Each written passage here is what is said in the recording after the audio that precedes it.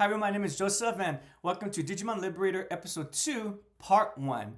So that's right, one hopefully noticed, I didn't notice until I reread the chapter, or excuse me, the episode. Episode 2 is titled, again, Part 1, so this means we won't get the conclusion to Episode 2 until hopefully maybe 2 weeks from now. As a quick reminder, the story is supposed to release for the webcomic every 2 weeks, but unfortunately for Episode 2, for whatever reason, that was postponed to 3 weeks, but we should be going back to our regular schedule.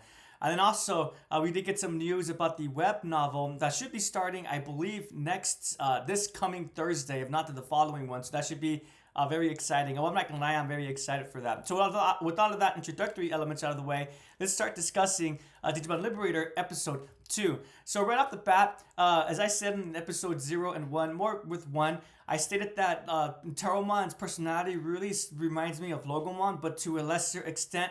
When I say a lesser extent, I mean that Taramon seems friendlier and less assertive. Not assertive, he seems friendlier and less aggressive. There we go, aggressive. When I say aggressive, I just mean the way that Logomon, again, he did keep community in mind, but he had no qualms of letting you know, well, you might be quote-unquote useless, but the reason why I'm going to help you is because you're part of my community. Even though you are useless, I protect everyone who follows me, stick with me, and I'll protect you, right? With Taramon, it seems to be the opposite of that a little bit, where rather he won't point out if one is useless or useful or not. He's just going to help you because you happen to be within his territory, within his community. I kind of stumbled over that because I'm kind of making the Digimon sound a bit animalistic, but one knows what I mean, right? Kind of like the same thing with gangs, unfortunately, when gang members would protect other gang members and so forth, but that's a bit of a tangent. And the quote, I do have one quote that I really appreciated it, and I do want to show it to everyone. So just actually at the very start of Episode 2, Taramon, where did you come from? These lands are my home. This guy is out of control, so I thought I'll drop by and see what's going on. High-level NPCs who want to engage in situation battles are not welcome in this otherwise peaceful area. Actually, let me read that the way that it's written. There's ellipses included here. High-level NPCs who want to engage in situation battles are not welcome in this otherwise peaceful area. Home, drop by and see what's going on. Together with that ragged-looking Digimon, what's happening? So I wanted to read that line because I believe it really reinforces what I just stated about Taramon, especially the line. Let me go back a little bit. It seems like Taramon was kind of just patrolling, quote unquote, when he encountered this NPC, and he just thought, hey, what's this NPC doing here? It's a little bit suspicious. I'm just gonna follow along and see what occurs from here. And again, the line that I'm deducing this from is this guy is out of control, so I thought I'll drop by and see what's going on. So again, just that idea that Taramon is patrolling, quote unquote patrolling. Why would he be patrolling? Is it because, like Logomon, he's the leader of this group or area? Or maybe it's just because there's going to be some people who just really take community to heart. It's a silly example, but I mean this sincerely, but one could probably think of like Dwight, for example, from The Office, who is a volunteer policeman. Obviously, he doesn't need to uphold laws and everything like that, but he does so because he takes community very much to heart. One could argue that it's probably too much to heart. It starts going to the negative, but that's a different discussion for a different property. For right now, we wanted to focus on Digimon Liberator. But again, I'm using that example as a positive viewing what Taramon is doing here. So I'm really appreciating that, especially because I did love Logomon's character and I did enjoy Seeker's story. So it's really cool to see that Logomon's personality seems to be carrying on and this spiritual successor of sorts. Well, maybe not successor, but one knows what I mean, the sequel to the franchise. Again, I know I keep saying this, but I am counting Seekers and Liberator as main franchise, main series to the Digimon stories, to Adventure 2, Tamers, Frontier, Savers, and etc. So I really am enjoying this personality that Taramon has. What I also like about this as well is that, correct me if I'm wrong, but it's not often that we have Digimon partners who are so confident in themselves, especially from the protagonist's partner. When I think of Agumon, Gabumon, Guillaumon, Vmon, Wormmon, Wormmon definitely, I would argue, he was the most passive assertive in that he had a goal to rescue Ken, to save Ken, but his plan in doing that was to essentially just stick around and remind Ken of who he used to be. Wormmon never actively did things such as like post pictures of past projects that Ken would do when his brother was alive. post reminders, little post-its about quotes that he loved, things to remind Ken of who he is. He was just much more passive. And then there's Agumon with Masaru, but that Agumon, he was just running around because he wanted to fight. It's not like he was running around because he was looking for bad guys and stuff like that. And then within Ghost Game, Gamamon, of course, he's more of the his mindset's more on the younger side. The only one I could think of that was very proactive would be Renamon and Gurumon and Jellymon, but they're all proactive in very different ways. Renamon was proactive when she was on her own. Again, correct me if I'm wrong. She was not seeking out battles. She was just introspective and relying on herself. If she needed to fight, then she would fight, but she would mostly do most of her fights with with Rika when they were training. And then Agurumon and Jellymon, although they do their own activities, Jellymon is much more economical. One watches Ghost Game, they know that she has like her own little side business essentially, and she goes out to purchase and deliver items that other Digimon ask for. So she's definitely active, but again, not in the way that she's going to be looking out for the community, in the way that it seems that Terramon is doing.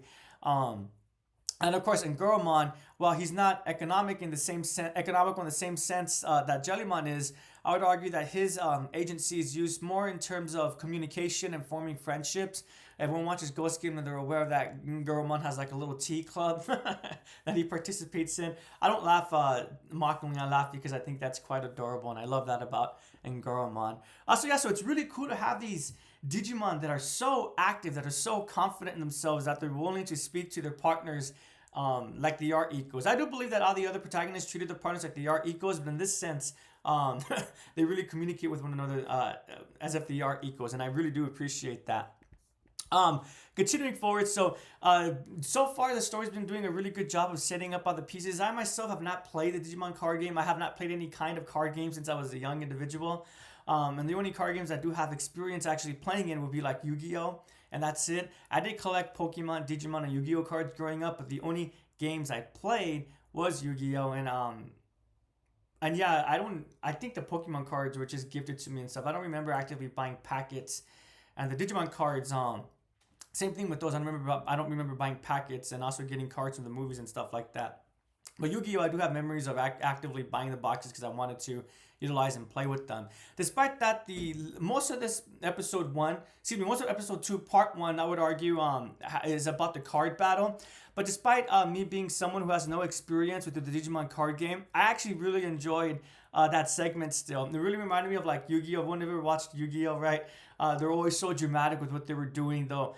They're literally just playing a card game, but before they'll play the card, they have to do this whole explanation thing and use dramatic voices. I really got the same impression during this match. Again, I don't mean that in a negative way or in a mocking way. I mean that in a positive way. I love how the cards had Snow Agumon, for example. You could see the design of the card that Snow Agumon was standing on. I thought that was really cool detail. So as someone who has no experience with the card games, I'm enjoying this depiction of the card games.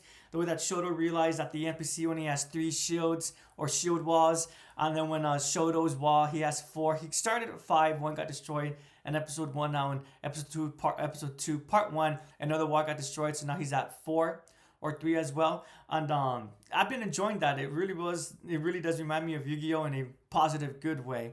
With that being said, though, one aspect I'm going to have to get used to is the Digivolution. So I'm very much used to Digimon in the anime sense, where before they Digivolve, they don't just do so because they're powerful. They do so because they typically have an emotional connection to their digital partner.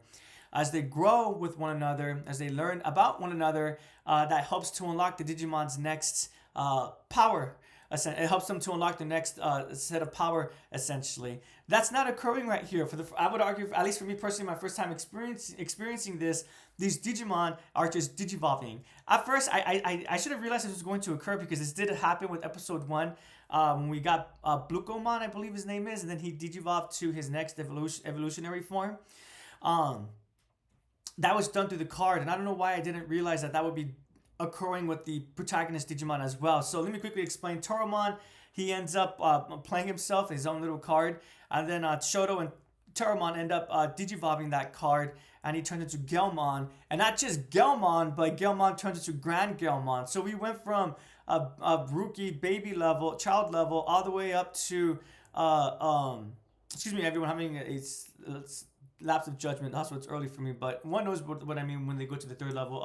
Ultimate, perfect form. Again, you guys know what I'm referring to. But we went through so many power levels so quickly. The only time that occurs is after the digital partners have fully unlocked their potential. So, like for example, in Adventure Try, well, it makes sense for Kabuterimon, for Tentomon to turn into Mega Kabut or Hercules Kabuterimon because we've seen his other forms already. We've seen how Tentomon has his connection, his relationship with Easy, and why they're great partners for one another, right? So I was not really used to that when I saw that, to have Terramon go into Gelmon and then go into Grand Gelmon. That did catch me off guard a little bit, but once I thought about it, I realized, well, this makes sense. This is Digimon and the card game perspective. It's not just Digimon and the adventure perspective, a Digimon with these digital characters to tell a story in the way that the anime is and Seekers is. This is specifically from the perspective of the card game. Now, with all that being said, I'm very hopeful that despite getting these evolutions of Terramon so quickly, I'm very hopeful that... So, before I continue, quick context. So Terramon introduces himself. He starts working with Shoto, and then Terramon makes a choice to actually go into the new Digivice. This new Digivice is a card box, a deck box, and Terramon goes inside of it. And actually, I thought that was really cool. It kind of reminds me of like a cheap version of a ghost from Destiny. I know that sounds insulting, but I mean that in a good way. I say a cheap version just because a ghost, it's its own, it lives within its ghost shell. But Terramon, I would argue, I'm pretty sure he's going to come out from that Digimon deck box and then go back in when there's card battles and everything like that. But so far, I'm really loving this little element of Terramon speaking from within the deck box. I'm also loving the pictures where they show the deck box and Terramon's head is on top of the deck box. I think that's really cool. It doesn't look good. It sounds goofy, but if you guys see the pictures, at least for me personally, I don't think it looks goofy, and I think the story is doing a good job of using that in a serious way. But anywho, so the Terramon, the actual Terramon who's an individual, he's inside the deck box working with Shoto, and to me it looks like when the Terramon card that's played, that's not Terramon himself, but rather the card. So a different Terramon. I'm hopeful that as the story continues that the card game is going to lead to something that's plaguing Lacuna. Lacuna is the setting where the digital space takes place for these... What was my cat eating? She eats dust and plastic, unfortunately, sometimes, but I'll make sure to take that out. But she looks fine. Excuse me, it's part of the interruption.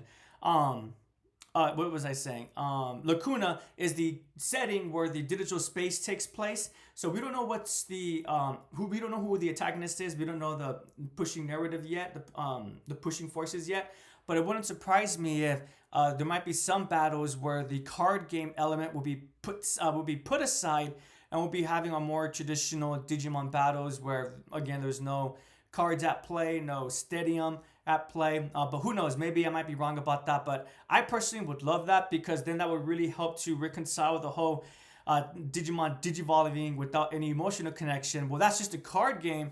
We're still going to have the other aspect of the story where Terramon is not in the deck box. Terramon is just himself, and it's Terramon who is digivolving to Gelmon and so forth. But again, that's just what I'm hoping for. We'll see if that is what occurs as the story continues. But yeah, so that's essentially that's essentially everything that occurred in Digimon Liberator episode 2 part 1. So far, I'm still enjoying the story. Was I ever concerned about what would happen when they showed action considering the card battles? To be frank with everyone, no, I don't think I was. If I was concerned about that, it was more subconscious than conscious. When I read episode 0 had a small battle, a card battle, and I didn't think anything of it. When episode 1 also had a small card battle, I didn't really think anything of it. And then with episode 2, when we get our full immersion into this battle, I was grooving with it. I was really enjoying the page, the setup of everything. I felt the drama of how the NPC made his own Digimon evolve and take out Grand Gelmon. That was surprising. So I'm still enjoying the story. I'm also still loving how Shoto, he's experienced with the card game, but not too experienced with the virtual element of it. And so far, I like how Shoto... even though he could freak out, he doesn't freak out. He remains composed, but he does still have his reactions. I think that's really what's the word? I think that I was gonna say cool. That's very cool. But the reason why I think it's cool is because I think it really adds to his characterization, to Shoto's characterization. And then Ariza, she didn't have many lines, but I loved her how she was calling Teramon fishy. And then Teramon gets all upset and he tells everyone, or to Shoto and Ariza, that he goes to hear them. He's just inside the deck box. And then she calls him fishy again. He's like, hey, let's come down with the fish talk.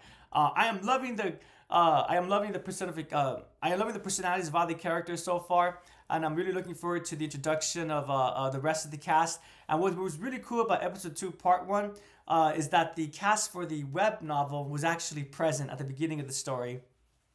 They show, I forgot her name unfortunately, but they show Impmon and that B Digimon with their digital partners. And of course, I liked how Impmon and her partner, they looked go lucky, especially her partner. She looks very happy. And then with the other, I think his name is Winr, W-I-N-R, something like that.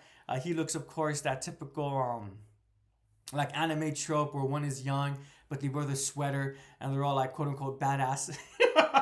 Again, I don't mean that in a negative way. I think they did a decent job of portraying Winr. I'm looking forward to getting to, quote unquote, meet these characters and getting engaged with their story. So my question for everyone is, what's your opinion about the use of Digivolution this time? Are you used to the way that Digimon are just digivolving without that emotional connection? Are you okay with that? Or do you miss that Shoto, I believe in you, Teramon, I trust you, and then and then they unlocked the new a symbolic representation of their relationship, and they unlocked the next stage of evolution. So that's again my question to reiterate. What's your opinion about that? Were you caught off guard? Are you fine with how Digivolution is working, or are you like me and you're hopeful that the classic way that evolution occurs in these series will come back again during the non-card battles, if they will exist within this story? Thank you so much for joining me. I really do appreciate it, everyone. Have a Pro Digits day and take care.